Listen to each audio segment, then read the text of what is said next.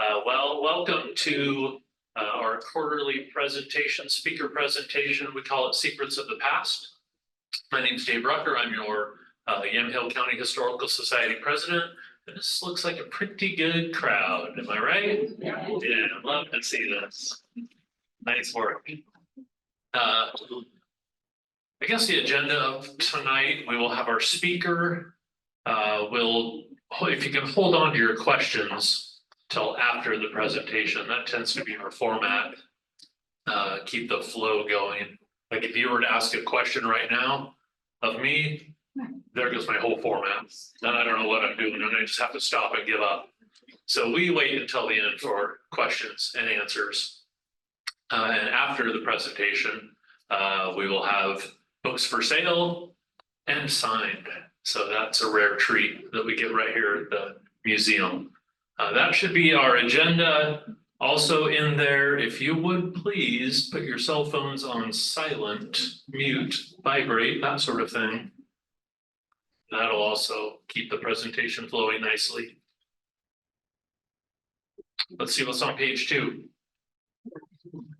Oh, we got it all, except for I asked our events committee, they're the amazing committee of volunteers that put these sorts of things together. I said, why in the world do you call that Secrets of the Past? That's a weird name. But they gave me a great explanation, something I hadn't thought of. Maybe our presentations, maybe they're not exactly secrets. And I just thought of this term, it's not copywritten if you want to use it, but it's not headline history. How about that? I know, I can see it now, spreading nationwide, headline history.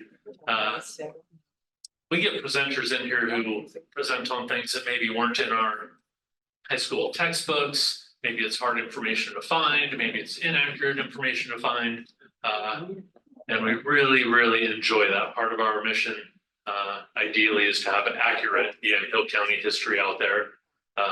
Another ideal, which Secrets of the Past is such a great avenue for this.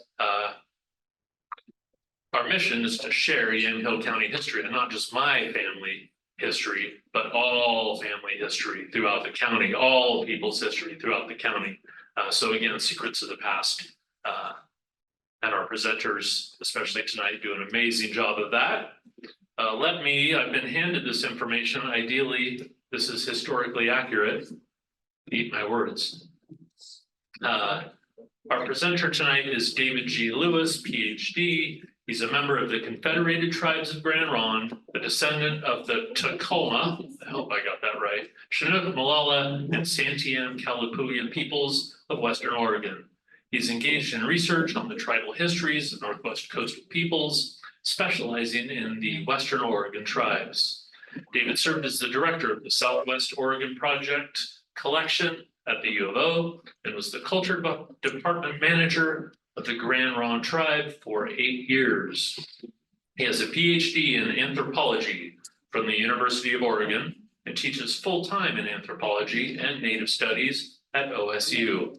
His research essays about the histories of the tribes are published on the blog site ndnhistoryresearch.com.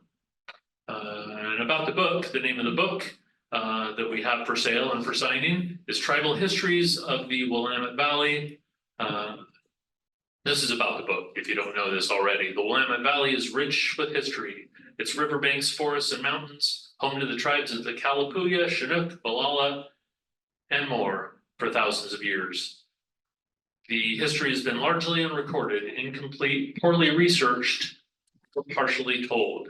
In these stories, enriched by photographs and maps, Oregon Indigenous historian David G. Lewis combines years of researching historical documents and collecting oral stories, highlighting Native perspectives about the history of the Willamette Valley as they experienced it. The timeline spans the first years of contact between settlers and tribes, the takeover of tribal lands and creation of reservations by U.S. federal government, and the assimilation efforts of boarding schools. Lewis shows the resiliency of Native peoples in the face of colonization. Undoing the erasure of these stories reveals the fuller picture of the colonization and changes experienced by Native peoples of the Willamette Valley, absent from other contemporary histories of Oregon. Ladies and gentlemen, David G. Lewis, our presenter. A round of applause.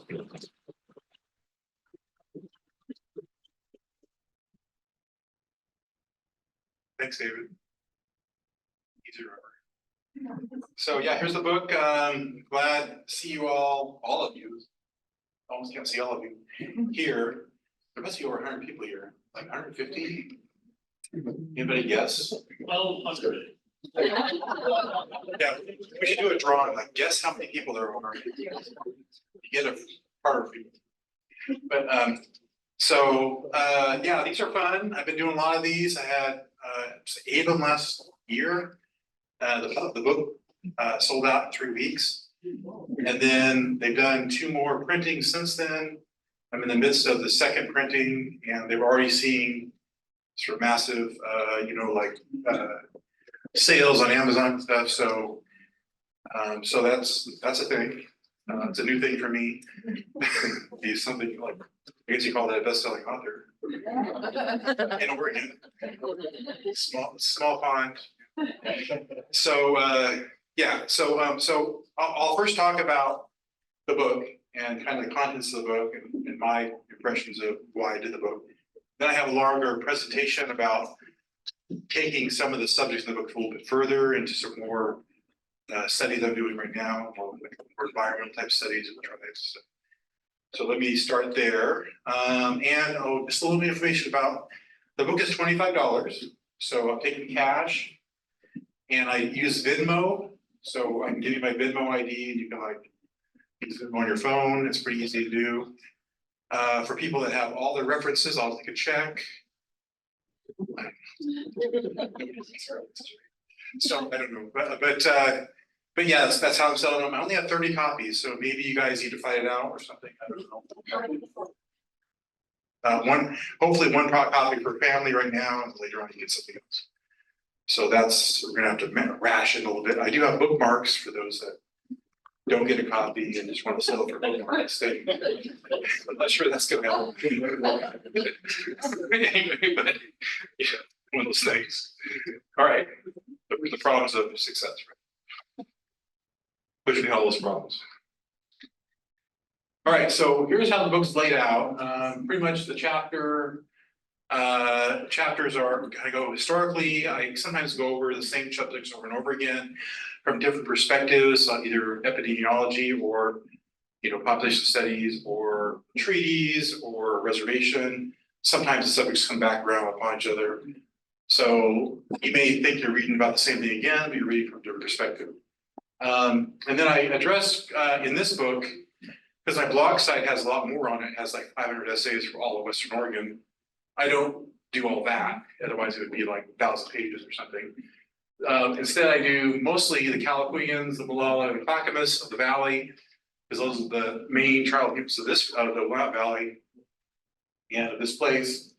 And there's like side notes in other areas, such as we're talking a little bit about the Riverbank War, talking about other sort of Indian policies on the Columbia, because you really can't. I can't. It's hard for me to do research on just the Willamette Valley, separate from the larger context of federal Indian policy, which was across the territory and really sort of, so the actions that happened in the Willamette Valley are a response to other things that are happening, like the River Reading War, like the wars on the Columbia, things like that. So I have to sort of mention those things. And then I'm pretty much focused on the colonization era, this time when the tribes were changing or forced to change because they were being settled upon and pushed out of their lands, and then what they were going through, try to get to their perspective as much as possible, because a lot of times in most of our history books that we have today, in fact, libraries of history books, they don't really get to Native perspective. They don't really address that at all. In fact, historians didn't even think they had to even talk to Native people about history. But that's shown to be, from my perspective, going over the same primary documents to be somewhat incorrect. I mean, you really should be talking to people about their history, what they think, what their family went through, that kind of stuff. So, and then how their colonization continued into the reservation, and then there's not a lot of sources out there on reservation era history. What happened. I mean, it wasn't just rainbows and it was a horrible time period for a lot of people. A lot of folks died from malnutrition, all kinds of things, and we'll go over some of that in the presentation. So why I wrote this, I want to tell histories of Native peoples that were colonized by non-natives, make these histories available to the public, to answer important questions about tribal history and culture. I've been doing presentations for 25 years in Oregon, and folks are really surprised when they see histories I write or when I talk about, because they're like, well, we were never told that when I was in high school, and that's true, because most of the time in our public school systems, they don't really teach Native history. They teach history as perceived by non-Native peoples. And a lot of times only non-Native white men. So, women know that thing. It's like, wait a minute, where are we in that history? We're never here. So that's a problem as well. So I'm trying to get to some of the dimensions of that by saying, hey, Native people have history too. Here's what it is. And here's what we were thinking about at the time when you're saying that everything was awesome on the Oregon Trail. So most people never learn Native history, and there's a great need for Native history and culture to be taught in the education system, and there's laws now in place in Oregon, and this kind of answers that need for some curriculum. So the book, I think, crosses over between college, high school, and it can serve as a curriculum base for teaching Native history about at least the Willamette Valley.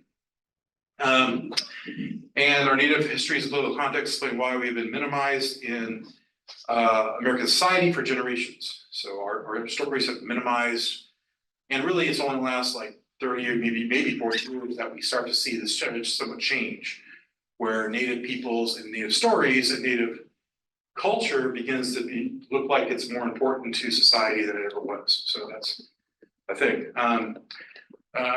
So I want to tell an accurate history. A lot of the histories of the past glossed things like dates and what happened, using sort of very light language and when they talk about genocide. And I try not to do that. I say, this is genocide. This is not right. And just say it the way it is. Because students that come to my classes and say, 90% of them will say, I was never told that. I was talked about that. We were taught about, housing and, maybe cult dancing and stuff like that, regalia, but we're never taught that the people were actually under threat of being destroyed. And so being committed genocide upon. So they're kind of upset when they hear that about their high school. So hopefully this is used then for many different areas of studies, high school studies, as well as college, and things like anthropology, Native studies, ethics studies, things like that. So the press early on, when I proposed the idea of the book, they liked it. The Willingham Press, and they said, well, why don't we throw a little personal perspective in there as well? Because this is coming from a Native person who is a member of the Grand Ronde tribe, and doing a lot of intensive study. And so what does it feel like to go through that history when you realize that, number one, your history has never been told in a published form. Number two, you're relearning culture, sometimes learning places where you had lived before, your families had lived before, reassociating yourself with places that were sort of removed from your past, from your history of your family, because of things like assimilation, which cause people to basically forget their culture. And so what does that mean? And I wrote a few things in the book. Here's part of it. I didn't realize that our lifestyle was a result of our family being Native.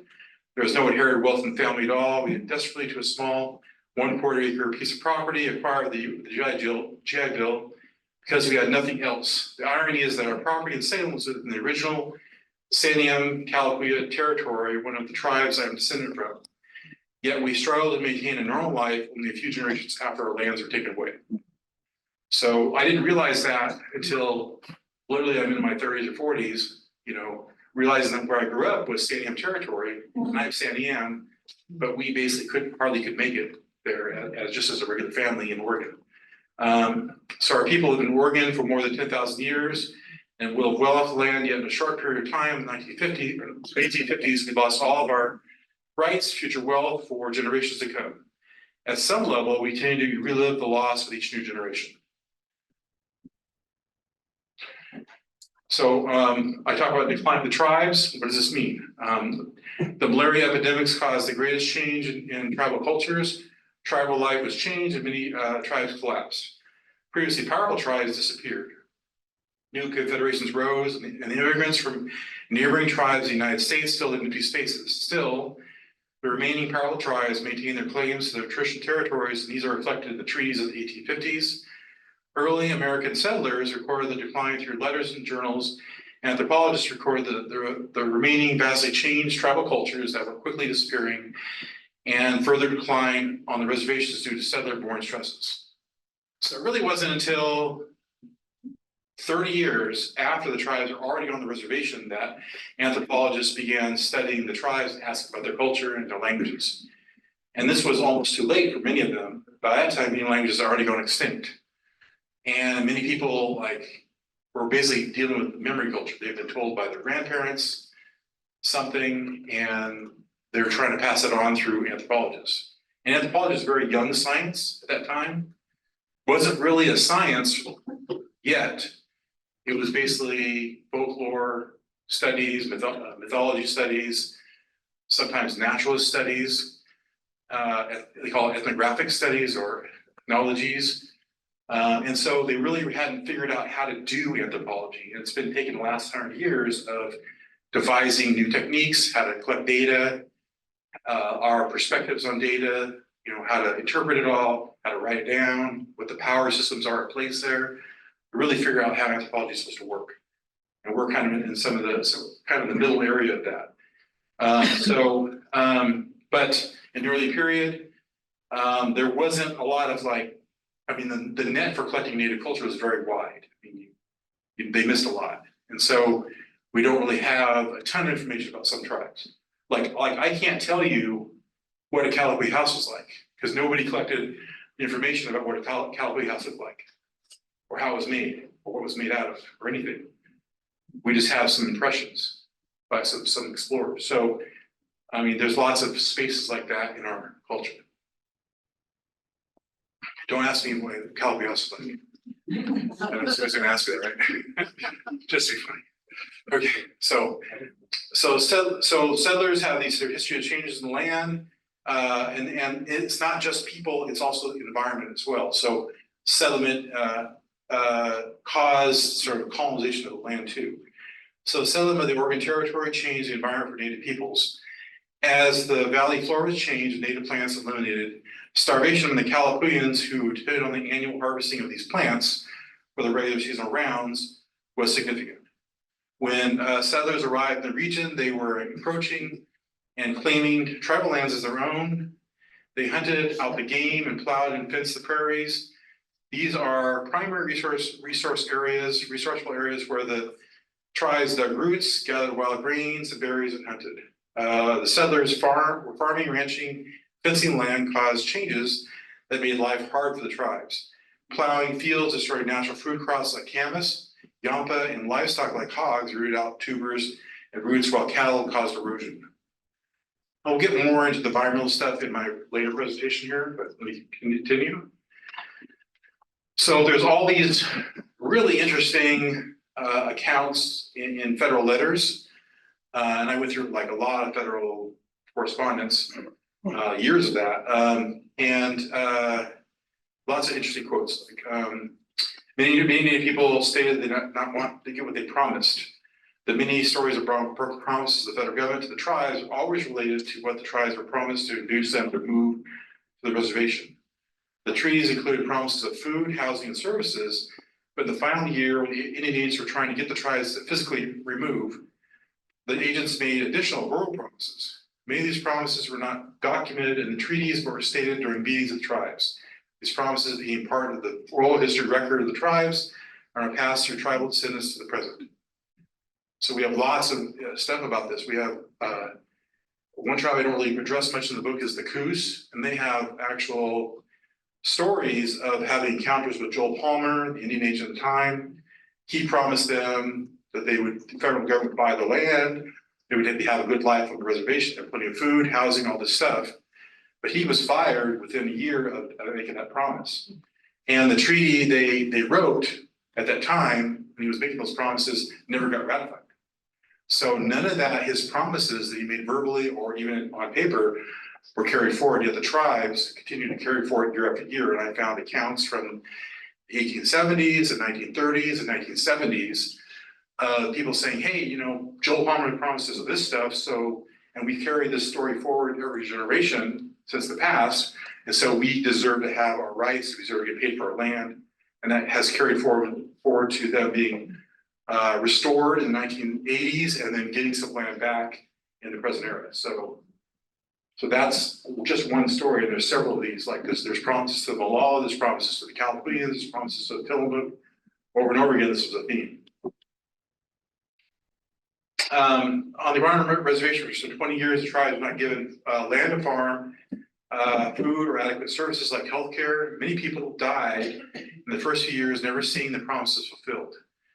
When the natives first came to the reservation, they were all relieved of their weapons, so they could not hunt. Many of them were unfamiliar with this northern territory, did not know where the wild foods grew, like camas, berries, or where good fishing rivers were. The tribes had to instantly change their diets from wild foods that they caught, hunted, gathered, or dug to beef, pork, flour, oil, and some vegetables. These are foods that native people had little experience with. The tribes were completely at the mercy of the natives and the environment, and the sudden cumulative changes of 1856 contributed to malnutrition and sicknesses. Many of these people that came to Grand Ronde, even Siletz, came directly out of war. So I know that soldiers coming out of war sometimes have problems. Their families have problems too, because the families were actually involved in many of these wars. And they had seen loss of family members in the war, basically defending their land. And so they came to the reservation where they instantly had to change their whole diet. They couldn't do it hunting, like they had to stay on the reservation, never leave. They were actually forced to stay. And so we don't have good records of that early period, but I believe thousands of people died, basically uncounted, because of malnutrition and maltreatment. These people were not healthy people at the time. They were pretty sick. And they were never given a chance to sort of recover their culture, recover their families, and so that a huge problem. So we're seeing, we're doing some additional research on this.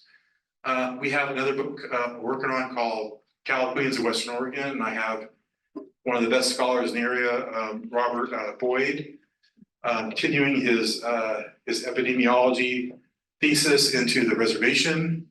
He wrote a big book in 1999 about, you know, pestilence, about malaria epidemics. So he's just carrying it into the reservation, looking at what happened on the reservation, how these sicknesses began coming to the reservation, and then we start to see more records appear than ever before, and so that's pretty significant. So let's see what happens with that. So on the reservation, there was only 6 jobs, and most of them were employed by non-native people. So essentially white men, farmers, right off the reservation, come on and do some work, get paid a pretty, you know, $12 a month or something to do a job. If a native person ever got to do that job, it was $6 a month, so they were paid half the wages because they were native. So many people began looking for other opportunities for work, and leaving the reservation was really the only opportunity for many. So due to lack of resources and opportunities to make money, lack of land to grow their own food, many people began getting passes for their families to travel into the Willamette Valley and pick crops from settler farms. This began a tradition of native peoples from several reservations, Siletz, Grand Ronde, Klamath, Warm Springs, being the indigenous migrant farm laborers for generations of farmers in the Willamette Valley. Grand Ronde peoples would pick hops, beans, berries, black walnuts, and other crops growing in Independence, area, and around the Salem area. I'm kind of losing this thing. I'm sorry. In this manner, the money could be made through the summers, while there's small crops, small acres of crops, normally oats, wheat, and hay, are maturing on the reservation. So I don't know if you know, if you've ever been to Grand Ronde, the ground there is really not that great for growing crops. It's clay. You know, if you go to the powwow, it's a good example. Powwow's kind of public space. You go there to their powwow grounds, all around where they have the grassy area, which is all, I think it's all brought in dirt because they can't grow grass there. So all around that though is like big clods of clay, because much of the valley is just clay. So it never really was a great place to grow crops. You couldn't, and they were expected the first year, they were told the first couple of years they had to grow half their food. They were complaining because they were not given teams of oxen or horses. They were not given seed, they were not given plows. They didn't know how to make those things themselves. So there was no way they actually make their own food. And then the ground is really bad. The water sources are very bad in the valley. So it's not the best situation at all. So so they couldn't grow enough food to feed their family, the tribe there. Many people would have to sort of raise money by leaving the reservation, becoming indigenous migrant farmers in the valley, bringing that money back and buying food on the reservation. And the only way they could grow anything was like hay or sometimes wheat, oats, things like that. And then after a few years, because the ground is so bad, the crop yields would get less and less. Because in the first couple of years, or first 10 years, 12 years, something like that, they were not given any land at all. After 1872, they were given like about 100 acres. In 1887, under the Dawes Act, they were given 260 acres. And that's per family. So that's not a lot of land even back then. You couldn't really make a living. And most of agriculture back then was being transferred to sort of higher volume, bigger, larger territory, larger farmers. And so you couldn't make any kind of food or any money off that 260 acres. So those people at the reservation, they got pretty good at helping everybody manage their crops. That's kind of a reservation-wide effort. And they would all leave and go work in the valley and make money. So that became a pattern. A lot of men, because logging became a big industry in Oregon, went into logging. So we see a lot of Native men going to logging because as a logger, they felt like they were more fairly paid well. And they did very well and we have like some families, 5, 6 generations in logging now at Grand Ron. It's pretty common. So, and so constantly the story of unequal treatment, even on the reservation, and loss of wealth. And I bring this up in the book because it's kind of a theme. They had a meeting in Salem with the First Methodist Church, so they had religious leaders there, they had Indian agents there, and they were trying to convince the tribes. These agents were trying to convince the tribes to both accept white medicine and to stop gambling, basically live moral lives or whatever it is. So the chiefs at the reservation pushed back against Bruno's words, citing they had been taught to drink by the whites, and everyone seemed to be drinking and gambling anyway, so why stop? They wanted equal treatment. They explained how poor everything was in the reservation. They had no resources, and the promises of land sales and treaty making had not worked. They were still poor while the whites got rich.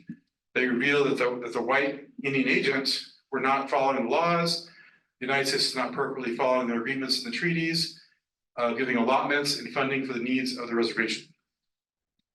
So this goes over. I go over this several times because it becomes a recurring theme for them. Seems like every decade, another story of how unequal the treatment is comes out from people at the reservation.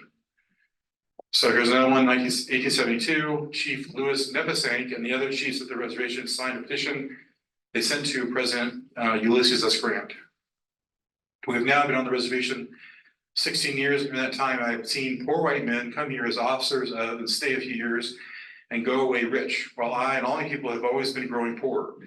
We at first had a great deal of money, came here in the agreement with the terms of our treaty, but our people have never got much benefit from that money. Our superintendents and agents have got all of it, while I have seen my people die for the want of food, just as our horses die in the winter when they have nothing to eat. The men you have sent here for our officers have not only stolen our money, but have violated our women, scattered diseases among us, and have reduced our numbers from thousands to hundreds.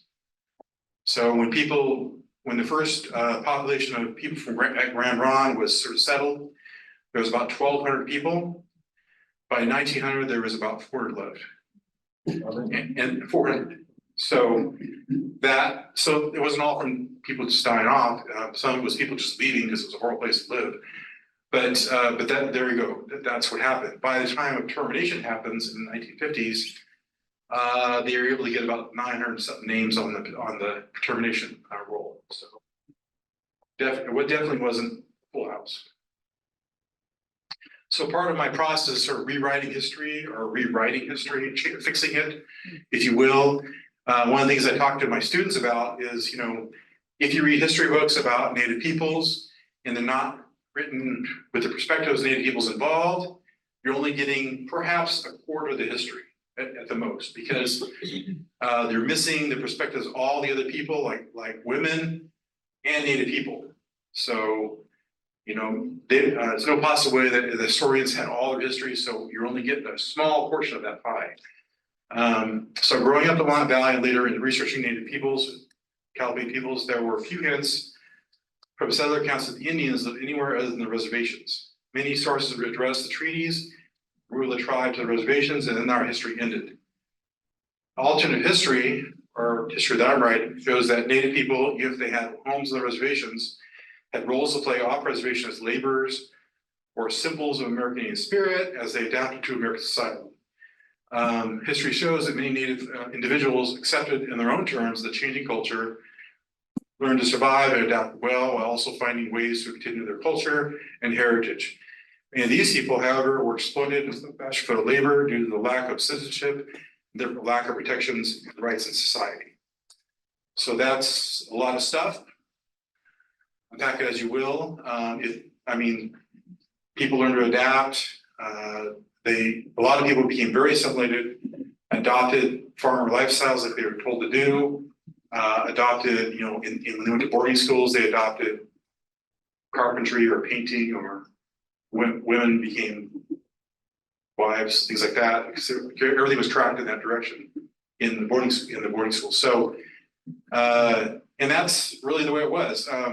And people at times were able to find a way to survive, have the family survive, and maintain a relationship with the reservation. Some people didn't, and they disappeared from our lives, so that's one of those things. So that's the book portion. Goodbye, Hayumasi. Goodbye is Kalapuya expression of hello and goodbye. Hayumasi is Chinook, so we have several languages of the reservation. Most of them are extinct because of the last 180 years of colonization. All we really use the reservation right now is Chinook, because the tribe is sort of trying to recover that. So let's move into some of my recent work. So this is stuff I'm looking at, I'm kind of trying to go a different direction and try to understand tribal culture, because we're getting to the end of records. And if we get to the end of records about the Kalapuyans and the tribes, how do we continue to study them? What other information is out there? So under some anthropology theories, they suggest that, well, tribal people didn't only change the environment around them by their culture, they also were modified by the environment as well. They adapted to it. So many of our environments are still out here. They're still operating. They're not healthy in some ways, but let's see what we can learn by looking at the land. What's it going to tell us? So there's others. So one of the things we do is in anthropology is put together these models of tribal movements around the land. Here we see this sort of seasonal round where the Kalapuyans would go around throughout the year and they would move to different campsites and dig up or hunt or fish or do something, trade different times of the year. This is kind of a broad model, it's not exact. But we see, in the wintertime, they're spending a lot of time indoors, because back in the day, it was very, very cold. In fact, they would say that the Willamette and the Columbia would freeze over solid. I don't think it's done that since 1960. Somebody said the last time it did is 1960 around here. So it had to be really cold in the wintertime there compared to now. So in the wintertime, you basically stay indoors, as they say. So all they do is they try to live off of all of this stuff. All this stuff is widely processed, dried, smoked, and put away for survival through the wintertime. And so the first thing they start doing is they start digging some camas, because they know where it is, big fields in the valley. So digging camas early on is an easy way to get some food when you're kind of in March and you're kind of starving, because you're running out of provisions for the winter. And then you move through these cycles of gathering different things, either make tools like basketry, or to pick berries, dry them up, process them. Acorns, salmon, you're either, making a weir and catching salmon, or you're probably going to take excess camas that you've processed already up to Willamette Falls and get salmon. Because people at Willamette Falls have lots of salmon. They have like dried salmon, they have smoked salmon, they have all kinds of salmon. So that's what you're gonna do. And then setting fire to the valley in the summertime, pretty common. We have records go back to the 1840s, which we'll talk about in a second. And hazelnut camp, hunting camp again, maybe some more trade gathering for more food. So this is a yearly cycle. So ethographically, accessing my anthropology stuff, I got a hold of these journals from the 1840s from the Wilkes expedition. Now, Wilkes expeditionary journals are online, and you can download them and read them yourself. It's about, 5-6 volumes. But some of them, apparently from some of the members of the expedition, never were looked at by Charles Wilkes himself, so they're actually not published. So I was able to get copies of the George Emmons journal, the James Dana journal, and several others. And I began looking at their dates, and they were coming down through the Willamette Valley and recording all these cool things. Like this is a period of time between August 11th and September 7th, where they were noticing all the land around them in the valley, and so the valley was all burnt, and they could see the smoke curling off into the way down that way. So it was like a couple days in advance of them as they're going south, and so they were probably 1 or 2 days from that, where the tribes were burning in the valley, and so. It was really interesting because they would camp and then set their horses out to graze. And because everything was burnt, the horses would take off in the middle of the night and like disappear. And so every day they would spend a half day to a whole day. They have to send their Indian guides out to get those horses. So it would take sometimes a whole day to find the horses. And they're always like, they always run to the river because that's where all the greenery is at the riverside. So, so that's why it took them so long to get down the valley from essentially, probably Albany to Eugene in this almost month period of time. So they're basically walking without horses because the horses are taken off. So that's another diagnostic aspect of what the valley was like. All the grass in the valley were burnt. So that's pretty interesting. And then September 10th, they're talking about seeing this giant lake they call Lake Lamali down near the Long Tom River. And this was 80 feet in width, 3/4 mile wide, and about a foot deep. And so this lake really woke me up. I'm like, wait a minute, seeing like that, not today. So where is that lake today? Well, it really got me thinking, and I began doing some research. Let me pass that. Okay, so I grew up in Salem. Been there since 1972. When I was a senior in high school, I had a job going to Lake LaBiche and weeding onions, because a lot of people around Northeast Salem did that. They either weed onions or get jobs like picking strawberries or something. So I went on berry buses doing strawberries for a week. I got tired of that, so I did onions. Got really tired of that. So I can't really eat onions right from the field. It's not as fun. So anyway, I also got really sick of strawberries. I didn't have strawberries for like 20 years afterwards. So in my lifetime, and I'm fairly young, so I don't recall, there's been no lake there. It's a dry riverbed or dry bed where it's all like black soil, really good, nice peat soil. And lots of crops there. They grow walla walla onions there. They have orchards there and stuff. I'm like, how come it's called Lake LaBiche? So I began looking into this, and I realized that what they did, the farmers that settled around there, they were really upset because this was actually a lake, and this is 1850s GLO maps. I had to go back that far to find actually a map, and I put together out of several GLO kind of maps, General Land Office maps, and then there's actually a lake there, and they have these swales going off the side, all this yellow area off the side. This is all where the lake expands when it gets raining. And so, so I'm like, that's really interesting. I've never seen that before. So what happened to it? So I began looking at records that I could find. There's nothing written about this process. Apparently, the farmers around here are really upset because they would, like these guys right here, or stuff, these people here that had farms, they would put their crops in, and then the lake would expand when it rained, and it would like drown their crops. And they were really upset about that. So they put a lot of money into that. They didn't want to lose all their money.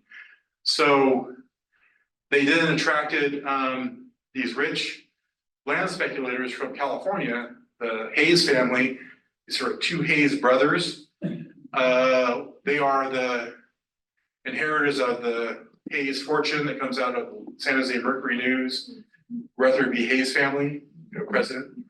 So they bought 1,000 acres on the lake. They spent their own money, some of their own, probably gold money from California, and they dug a 6-mile trench all the way to the Willamette River. That trench is now called Labish Creek. It goes right through the middle of Kaiser, right? So they also built a lot of other drain fields into that creek, enough so that by 1918, they had completely dried up this lake. So that it's a constant flowing stream. It's overwashed from the Pudding River that goes in this area, and it just now drains, all the water drains quickly now, because all the drain fields that are put in all the way to the Willamette really quickly. So while there are, in the wintertime, like right now, there are some standing water there, it doesn't stick around very long, it goes away. And in the summertime, when there's a few rainstorms, they call it freshets back in the day, that wouldn't stick around at all, it would just go away. So that's what they did. And so those land speculators, they bought land cheap because it was called worthless land. Once they had done that, the land becomes hugely valuable. I don't know if you guys are farmers, done this before, but, and then they sold out. And they invested that money, probably millions of dollars they made there, in that northeast neighborhood of Hayesville, Northeast Salem, right? So, and then the brothers also began another speculation venture. Let's see if I can get that. Nope, that wrong way. Okay. I'm going to go over. So hold that thought. So here's a wall of onions and the black soil. Here it is. They're harvesting around September sometime. So a farmer contacted me and said, "Hey, you know, I read your essay online because I published an essay about it online, and I have a piece of property that I put into conservation in around 2000." And he said, it's now, I have Wapto growing back. And he showed me this. And I've been out there a couple of times now and seen this now. So the Wapto has returned. There was Wapto there at one time. It was destroyed by plowing and getting rid of the water, and now it's back again by itself. He didn't plant it. Pretty amazing. And then here it is going in decline in late September. I was really interested in the Wapto because I've been hearing about Wapto in the Portland area. I read a lot about that. Wapto Lake. It's a major crop that has kind of declined in the area because of overdevelopment of their territories. And so I was wondering if it was at Lake Labish. We don't have really good records of Lake Labish. Only one ethnographic record from Drucker from the Molalla suggests that there was Wapto there. So there's no records for the Kalapuyans about Wapto there, but we know that's on the periphery of like the Santiam territory. So it was a giant wetland, so it had to be used for something. Hunting ducks, fishing, getting reeds for making baskets, Wapto. So, and then I found in a newspaper account that said there was Wapto there. And I confirmed it again, there's 2 now accounts of that. So now it's come back and it's growing. He's got 4 patches of this about this size on about 70 acres or so. Here's the Wapto, the first, big we did. It's not that healthy. Wapto normally is pretty big when it's healthy, but it is there. So it may take a few years for it to be healthier. There's not enough water there for it. Here it is. This year we dug some more and it's gotten a little bigger. It's doing pretty good. So maybe we're just seeing the beginnings of Wapto going back. I just went into his property a few days ago, maybe now a week ago now, so, and he had a giant lake in that area, so hopefully the Wapto will be well watered and will grow larger. We brought some canvas out there, maybe you can restore some canvas out there, so we're doing a lot of so myself and working with Grand Ron Tribe, we're out there kind of doing a little bit of work here and there with him, helping the project along. And it's only 70 acres in this giant area, so. So the other project that Hayes invested in is Wapto Lake up near here, like just north of here, right? Near Gaston. So Wapto Lake again was a giant lake. If you go back to GLO maps, it's a giant lake. There is a giant swale coming off the side here, this wetland area that goes kind of into the hills. That suggests it also did the same thing. It expanded when it rained in the summertime. This suggests the lake was much larger than just this. There's also accounts there from farmers that are like really upset when the lake rains, the lake expands and destroys their crops. So the Hayes invested in property here, about 1,000 acres again, and dug another trench up to some larger creek or river. And were able to drain off all this property. And I guess farmers, I've been reading some stuff about that since, and farmers have been for now, I don't know, 80 years or something, trying to deal with all that drain fields, trying to have to maintain it. It's been very expensive, and they finally, about 20 years ago, gave up. And they began selling land back to the Army Corps and the Foresters, whoever's doing land out there, and they want to make it a lake again. So now they're working with Grand Ron Tribe to remake the lake, and it's actually been opened again as a lake, as a kind of park, but it's not. There's no real lake here there yet. But it used to probably look something like this. It's not a picture of that. I think it's out like Salvia Island somewhere. This would be healthy Wapato, called Indian potato, used actually by settlers. Settlers loved it because it was tasty. It was a really good replacement for actual potatoes. Lots of it in the area. The Chinese people that came were brought here to sort of work on railroads. They actually harvested quite a bit because it's similar to the kind of arrow leaf plant they have back in China. And arrow leaf plants grow all over the world. There are thousands of varieties. You know, things like jicama are an arrow leaf, and poi comes from arrow leaf and that kind of stuff. So taro. Here's the tribes, the Tualatin that were here. They wanted the lake itself as their reservation. Their first treaty, 1851, says we want our permanent reservation there. We'll keep the lake. That was never ratified, so they never got it, but they wanted that. So that's significant. And there are lots of really interesting stories of canvasback ducks. And here's where history begins to wrap around on itself, because I'm a 3-time graduate of U of O, so a 3-time duck. So I'm like, ducks? What the hell? So canvasback ducks come into there's really good stories of weekend sportsmen from Portland going to Wapto Lake and spending the weekend there in duck blinds hunting ducks, shooting ducks in the lake. And the farmers in the area are very upset because those weekend huntsmen, warriors, would not pick up the ducks. They shot.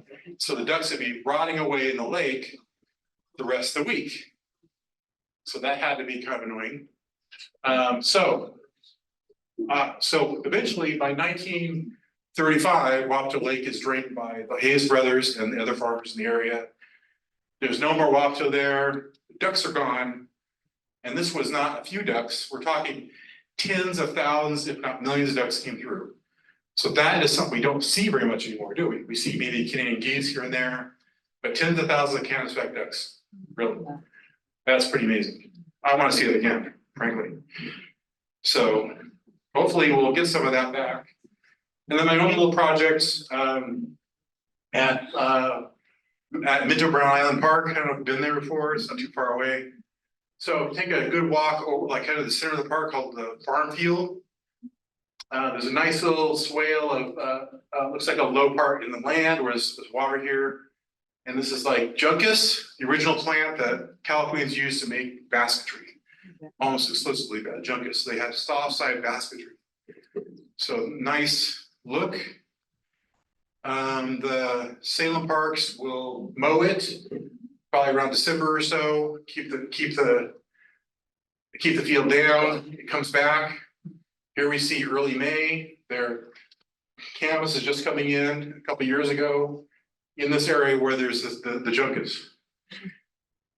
And then that year, 2022, there were a number of rainstorms in May. And this is what developed off one of those freshets. So this was, and I was reading the journals, the Wilkes journals at the same time, like, hey, wait a minute, isn't that what they're describing in the journals? Because in the journals, they describe a rainstorm just before the lake. They saw this giant lake down there by a long time. So this is what we would see, is this like swale that develops in sort of a healthy landscape, where the water would come in and it would sit for a few days and then slowly wash out to the rivers.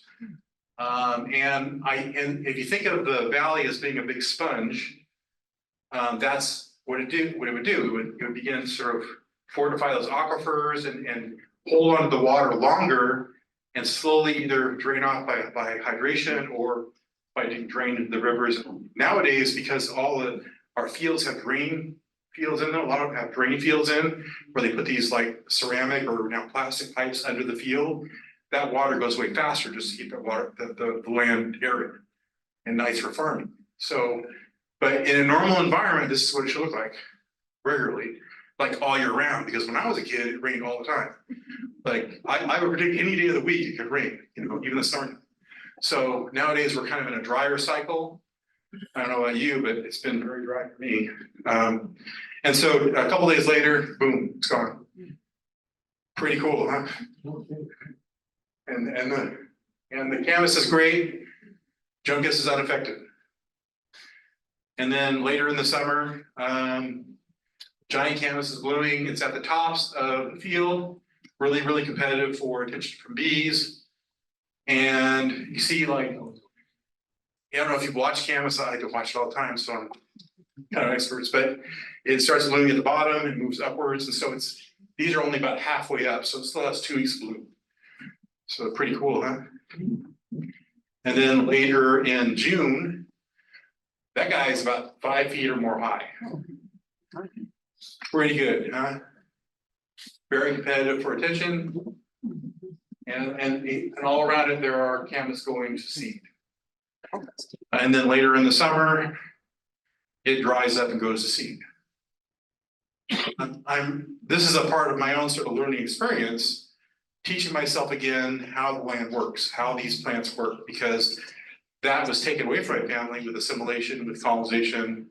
We were not allowed to, dig crops like this because they didn't have those on the reservation. We're not allowed to leave the reservation. So, and that was never passed on to me because I didn't grow up on the reservation. There was no reservation when I was born, so I couldn't have actually experienced that. So we had to refamiliarize ourselves with the land, the environments, and the seasons and I think this is actually a season. There's a canvas season for the tribe, which we should be paying attention to. And so I think we're going to do that today. So I think that helping understand more about the environment, what the environment was like, helps us more about the Kalapuyans. If it's true that the whole valley was more of a wetland environment, that maybe even the northern part of the valley was not as wet as the southern part. So we're finding a lot of records for like places like Eugene was basically a huge wetland, the whole downtown area. That maybe that'll give us a lot of clues as to what the culture was like.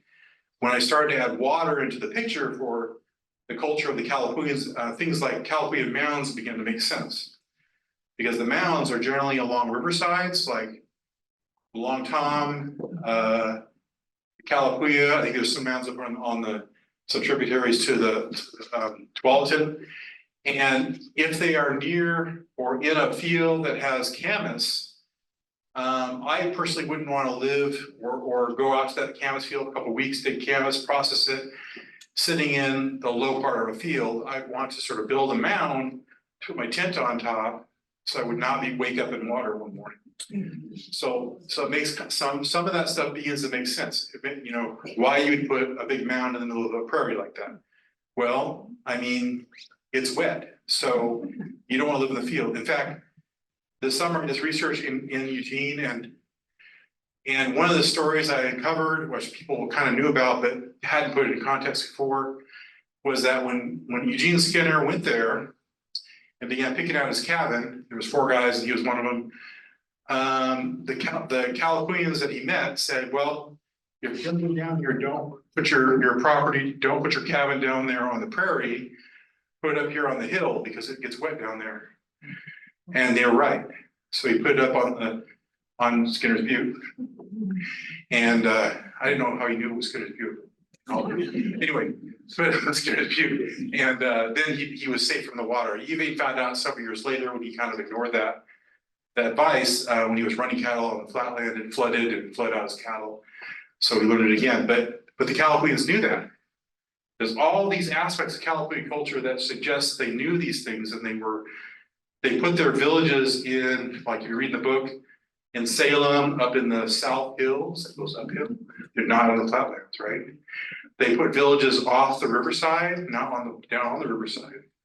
Because they know that the floods come along on an annual basis. They don't want to live down by the river and lose their houses. So the one they put by the riverside is their summer camp, which is basically just a bunch of sticks. And if you lose that, no big deal. Okay. So, and then they put their road systems, their trails through the valley in upland areas, like on, you know, up above the flatlands. So they didn't have to worry then about the walking in water through the valley. So things begin to make sense. Anyway, I think that'll be good for today. Thank you.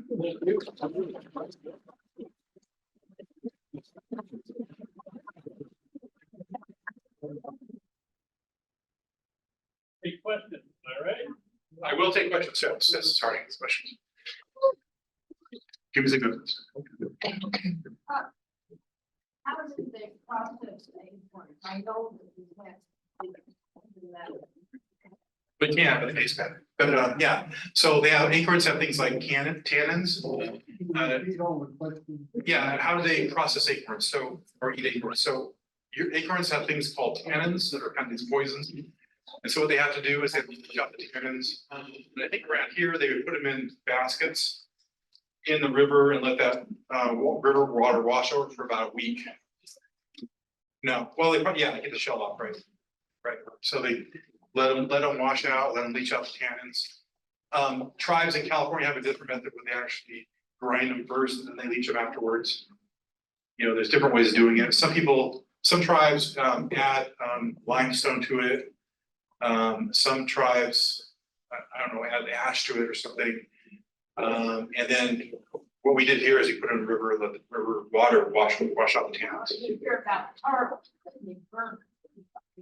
Right, so when they do the burns in the prairies, the secondary thing they do is collect things like grasshoppers and tarweed seeds. And the burns will burn off the tar, and they just bat the seeds into a basket. And they collect the grasshoppers too. Because they eat grass. Yes, I like saying that. I think it's in the same family, but it's not sunflower seed, no. Yeah, I hope we can all recognize what an incredible service Dr. Lewis is performing. My bona fides is that I've had 2 kids go through, 2 children go through the Willamette Valley schools and 5 grandchildren. And not a single one of them had ever encountered any unit, any element in their grammar school or high school education, middle school education, that had anything to do with what David was talking about. Both from an anthropological standpoint, it's incredible research, but also, David, on behalf of all of the parents and grandparents, both in the past and the present and into the future, will benefit so enormously from what you've done. And I really do hope that within our lifetimes, including the oldest of us, that there will be education and it's curriculum that uses your book and other things really convey what's true about our history, not to be ashamed of it, but to confront and recognize it. Because right now, we're in a country where history is being denied. This is the history that we and our children need to learn. So thank you. Thank you. Just to answer that question, I agree. I'm really what's going on with the two tribes that are kind of dictating over the construction and building on the dam over Northern. What are they going to do with that land? Well, the Grand Ron tribe owns it. They bought it, so I'm not sure what the dicker is. The tribe owns the land. I think the problem you're talking about is the tribes, other tribes like Warm Springs and Cowlitz and Yakima, even Siletz, joining in the fray and to try to say that Grand Ron is not the only one that has rights there. Or not, sometimes they say Grand Ron is not the tribe that has rights there. And that's absolutely incorrect. From all of my research, those people only came to Grand Ron. So I'm really confused why other tribes are trying to deny that history. I think it's mainly because tribes nowadays, because of the dams, have destroyed a lot of fishing in the whole Columbia River network, because of destroyed fish runs and stuff like that. That Willamette Falls has one of the last remaining fish runs of healthy fish, and actually they have one of the last remaining lamprey runs. Lamprey is really rare in Upper Columbia. So then tribes want to maintain some right to fish there. They want to meet, and they do technically under their treaty. Tribes in Eastern Oregon, so treaties in Middle Oregon, give the tribes rights to fish in their usual custom places. And some of the people at Yakima, at Cowlitz, at Siletz, at Warm Springs are related to the people that originally there at the falls. The Kalapuya, the Kalapuya, those folks. And so their family, through family rights, they would probably have rights to fish there. But the tribes have decided to say that's a tribal right. So they're really trying to change the rules. And I don't know. I think a lot of areas like that are so political that there needs to be at some point in Oregon a recognition that there are common rights. There are areas that were commonly used by many tribes that while they're covered under certain treaties, that other tribal people from other places also had rights to come there because of interrelationships, kinships, things like that.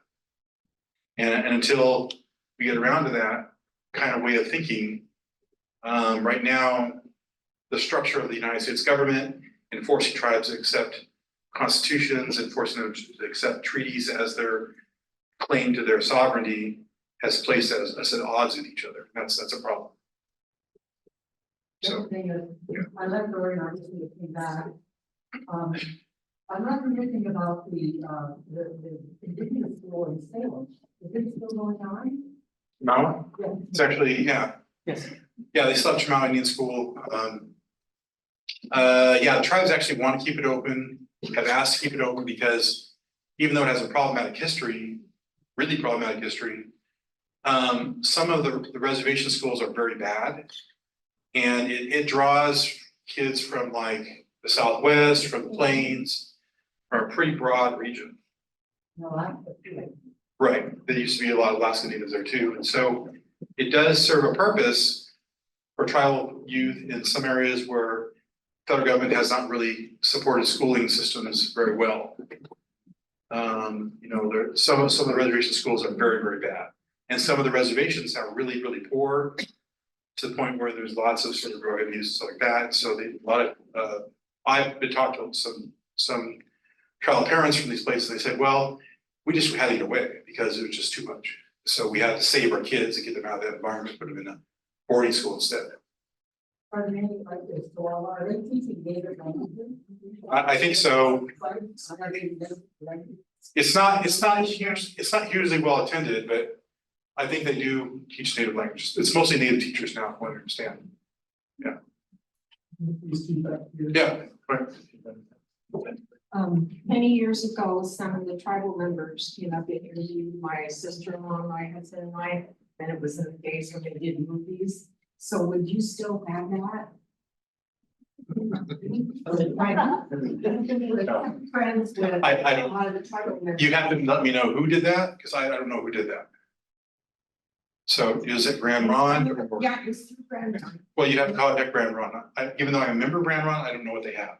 Oh. So you'd have to go out, contact probably the culture department at Grand Ron. They do have tapes, and they do have transcripts, they do have things like in collections. Yeah, through my husband. Well, my father-in-law was friends of Chinook. You want to come up, I'll show you where he camped and have a grandson named after him. What's the last name? Mitchell. Sorry. No, yeah, I would contact Grand Ron, the culture department. They could help you out, probably like David Harrelson.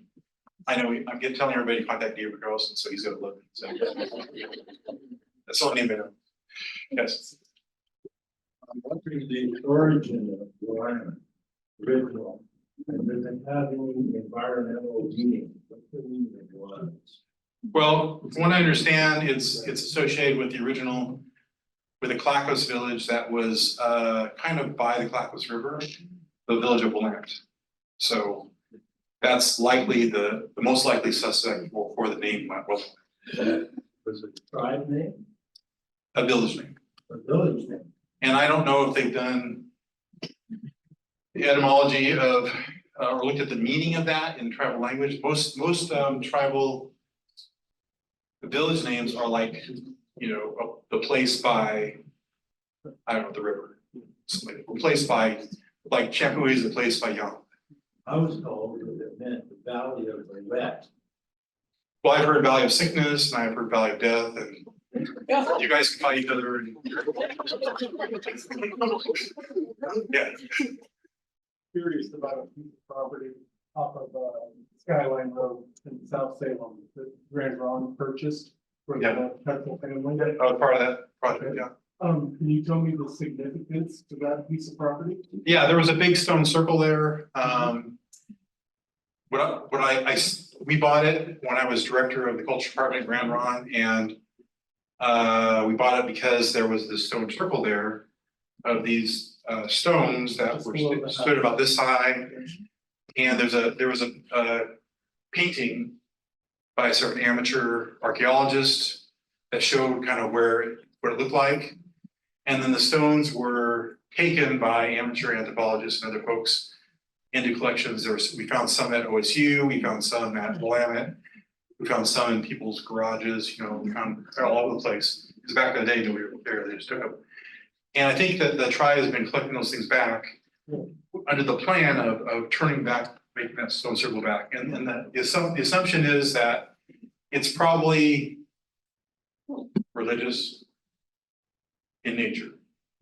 You know, I don't even know if we know. It's one of those things like we don't know the houses, so we don't really know exactly what it was. That there's assumption that it has something to do with constellations or times of the year or beat a clock.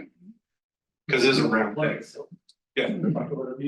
Right. So I've been up there quite a bit. I know exactly where the circle was supposed to be. And, right. Yeah. Where is that? Yes, Where? There's Grand Ron owns a property in the South Salem Hills. So it's on that property. They own it. They don't let people go there. So not sure why you know. It's secret. Yes. you haven't really said much about the schools, the mission schools. Were a lot of children from this area pulled into those boarding schools? Oh, yeah. Yeah. And how many were there? I mean, were there a number of them? or- Schools? Yeah, Well, for federal authorization boarding schools, one for Grand Ron. But all throughout the nation, there were 100 or so, 150. At Grand Ron, they had a Catholic boarding school that was existence from 1870s till about the 1950s. And there was for a limited period, for about a couple of years, there was a Methodist boarding school at Grand Ron in the 1860s. That was really bad. I mean, it was so bad, there were kids dying in the school. So, so there were a number of them. Most of the schools, and I'm writing a chapter now for the end of the book, most of the schools were associated with a treaty, because each treaty that was ratified had money attached to it for 20 years for paying for education, so they would build the Willamette School for the Willamette Valley Treaty, they built a Molalla School, they built an Umpqua School, they built Rogue River School. And that Rogue River School at first was at Grand Ronde, and then they moved it over to Siletz, because most of the Rogue River people moved to Siletz in 1857. So that's how it kind of worked. But did they, I mean, were these the schools where the children were literally taken away from their families? Forced into the school? For the Methodist school, I think so. It sounds really bad. It was like one room, boys on one side, girls on the other, and a table. That's literally what it was described. It was wet. So I think for the Catholic boarding school, I don't feel like they were forced to go. Later on, it became a school where you had to sort of pay a fee to send your kid there and stuff, because there are other sort of public options open for the schools, or for the kids. But there are stories of Chemawa, of agents at Chemawa Indian School, taking wagons to Grand Ronde sleds and collecting kids, yes. Much like you see in, that brings up all the time, Chitty Chitty Bang Bang, the kid collector, kind of evil. No, that's what it reminds me of. So, but yeah, there are these stories of them going collecting kids, and they would be forced to go to school, sent from there. And there are letters from Grand Ronde and Siletz of kids that were forced to go into boarding school and not allowed to leave, even though they were sickly or, you know, something like that. Yeah. Yes. I actually have two questions. One, the, I guess, religious, like freedom that the Native people had, if there were any, what you found finding for that. And then the second question, you shared what brought you to writing the book, this wonderful process of kind of finishing the book where you were at that point, if you wanted to share. So there wasn't religious freedom. So they were told they had to become civilized to become American, to have freedom. And so civilization back in the day meant become Christian and begin adopting the lifestyles of a white person. So they had to become farmers and they had to become Christians in order to become civilized. So, but that didn't, even though most people did accept, you know, Catholicism or Methodism, Grand Ronde Catholicism, the Methodist Church, they were not given citizenship in 1924 anyway. So they went on for another 40 years without any kind of freedom. They're still kept on the reservation. So there really wasn't religious freedom at all. And in terms of my finishing the book, chaos. Literally in the last year, I was like, they were like, send me all these notes, hundreds of notes to fix stuff. And I would just be bombing away at it for hours at a time, trying to finish it. Because I'm not a perfect writer, I make a lot of mistakes, and I have to fix all that stuff. So, yeah, I mean, I guess I don't have a perfect process. It took me 10 years to do it. If I had money, if I was independently wealthy, I could probably do more, but I'm not, so I have to work and stuff. So. How do you feel when you hear land acknowledgements? Kind of sad a little bit, you know. They don't really do anything. I think that's pretty much the attitude of most Native people now, is they've been around land acknowledgements for some years now, and 8-9 years now, and so they don't really do anything. They just, a lot of folks kind of pejoratively say, well, we know we have your land. We're not giving it back, but we know we have it. So, I mean, that's what people say, and it just feels that way. And I think that if you're going to do any kind of land acknowledgement like that this was originally traditional, like Kalapuya land or Tualatin land or whatever it is, maybe do something, like do a program, you know, help some kids get to school or have a scholarship or do something special. Two quick questions. Currently, who governs and sets the curriculum at the Chinook school? I guess the teachers. Is it a regular public school or is it Indian managed? It's managed technically by the Indian Education Service, the special service of the Bureau of Indian Affairs. So they have governance over. Yeah, they do their own curriculum. I think basically they hire mostly native teachers. So I'll bet you the teachers have a lot of broad ability to set their own curriculum. Yeah. Secondly, given this resource that you've created in kind of the worst of times, is there any movement toward this type of material or going into the public schools? Yeah, there's a bill, was it public law 13 was one more, I don't remember. It's a number. Yeah, so some years ago, they passed a law and they went through a curriculum process. They hired a firm in Portland to write native curriculum. The tribes all gave units to that curriculum. That curriculum is now available online at the Department of Education of Oregon State. You can download it, review it, all you want, anybody can do it. I don't know, the problem is the whole process didn't include money for teaching educators how to teach the curriculum. So most teachers don't go through native studies when they go to school. I've asked people at OSU, they're going through the teacher college there, and I asked, are you told you need to do ethics studies or anything to prepare for that? They're like, no. So there are now a lot of teachers are going into public schools without any kind of knowledge about how to teach, Black studies, Native studies, Asian studies, anything like that. Even though we have now Jewish studies has to be taught, Native studies, I think Black studies, environmental studies. I mean, all these things that have to be taught now that are legislated by the legislature, but there's no money to actually do that.